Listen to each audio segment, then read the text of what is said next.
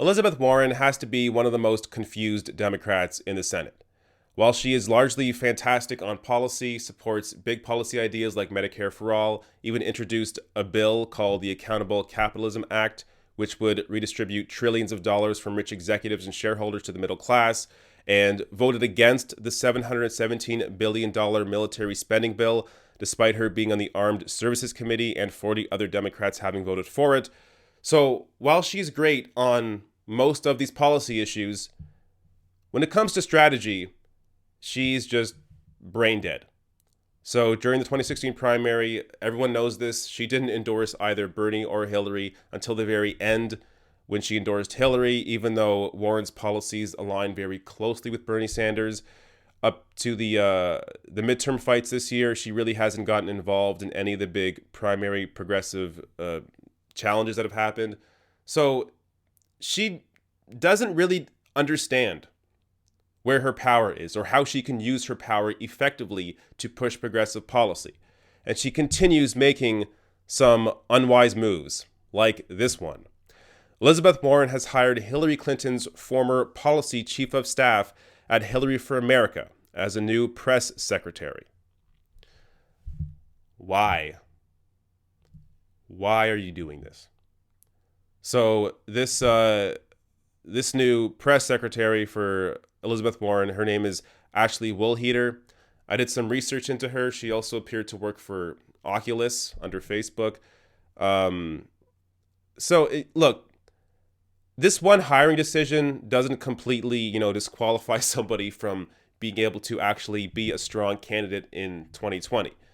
But that said, it's just another one of these weird moves where if you're actually reading the tea leaves and understand that there is a big push for progressiveness or progressive populism in the US, and there is huge support for progressive policy like Medicare for All, like higher wages, like free college, then you wouldn't be making moves to hire people that worked on a failing centrist, if not right-wing campaign for Hillary Clinton in 2016.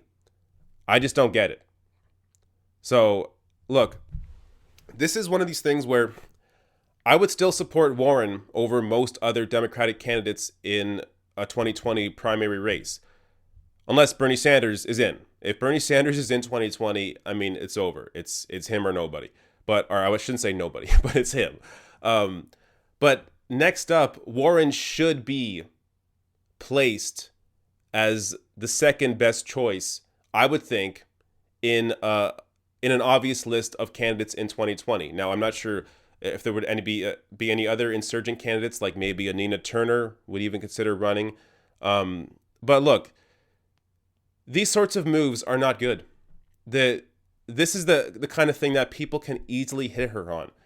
Progressive, whether it's progressive voters or progressive candidates, can easily hit her on these sorts of stupid moves where it shows you that while Warren pushes the correct policies out there, the people that work for her and the strategic moves she makes continues showing that she is very open to the corporate Democrat way of doing things, making me worry for if she were to become president, how weak would she be on these issues? Would she give in on a lot of them?